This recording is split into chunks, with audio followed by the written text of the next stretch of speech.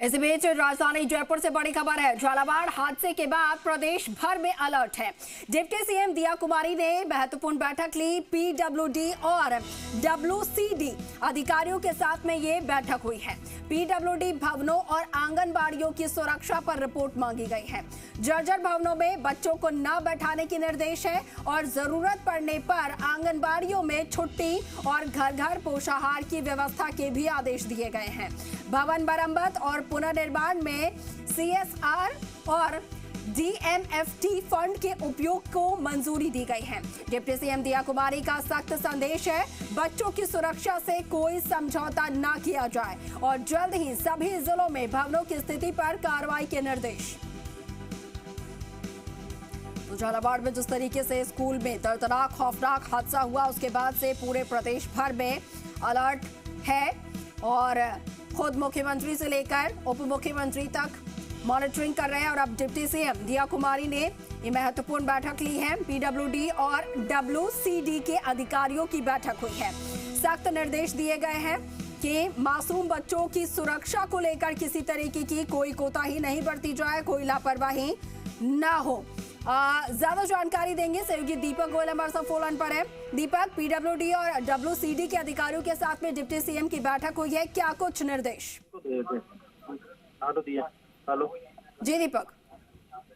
बिल्कुल, देखिए झालावाड़ में जिस तरह का स्कूल की जो सरकारी स्कूल है उसकी जो दीवार गिरी, उसके बाद 7 बच्चों की डेथ हुई और पूरा जो इस पूरी घटना ने झंझोर के पूरे प्रदेश को रख दिया है। और अब पूरा सरकार है अलग मोड़ पर है। मुख्यमंत्री से लेकर डिप्टी सीएम जो कि पीडब्ल्यूडी और महिला बाल विकास की मंत्री थी दिया कुमारी, उन्होंने पीडब्ल्यूडी और डब्ल्यूसीडी विभाग के अधिकारियों की यहाँ बैठक ली, समीक्षा की और जमीनी हकीकत को जानने की कोशिश की कि कितने आंगनबाड़ी केंद्र ऐसे हैं जो किराए के भवन में और दर्जन भवनों में चल रहे हैं।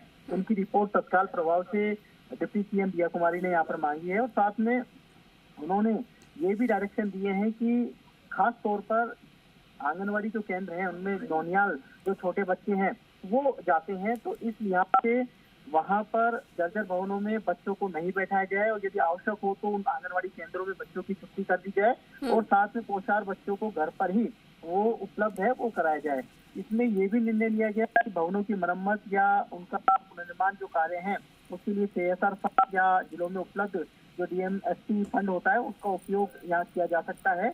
और मुख्यमंत्री ने ये भी कहा है कि बच्चों की जो सिक्योरिटी है, सुरक्षा है, वो सबसे पहले प्राथमिकता है और इस दिशा में कोई भी कोताही है वो बर्दाश्त नहीं की जाएगी। देखिए, प्रदेश भर में बड़ी संख्या में आंगनबाड़ी केंद्र हैं और इन आंगनबाड़ी केंद्रों में नौनियाल जाते हैं, लेकिन जो उनकी हालत है वो बहुत दयनीय है। इसको लेकर अब सरकार सख्त है। हालांकि 7 जो मासूम है वो तो इस दुनिया में नहीं रहे, केवल उनका तो नाम रिकॉर्ड में दर्ज है, लेकिन उनकी जो यहाँ कह सकते हैं कि पूरी मौत के बाद में जिस तरह से जो हृदय विदारक जो घटना हुई है उसके बाद में तमाम जो महकमे हैं उन्होंने अधिकारियों और कर्मचारियों की जिम्मेदारी तो तय की है, लेकिन जिम्मेदारियां वो कितने बखूबी से निभा पाते हैं और क्या फिर जो 7 जो बच्चे हैं जिनकी डेथ हुई और एक शिक्षा के मंदिर में अपने एक सपना लेकर वो गए थे, डॉक्टर, टीचर या अलग अलग सेक्टर में जाने का, लेकिन वो सपना है सिर्फ अब सपना ही बनकर रह गया है।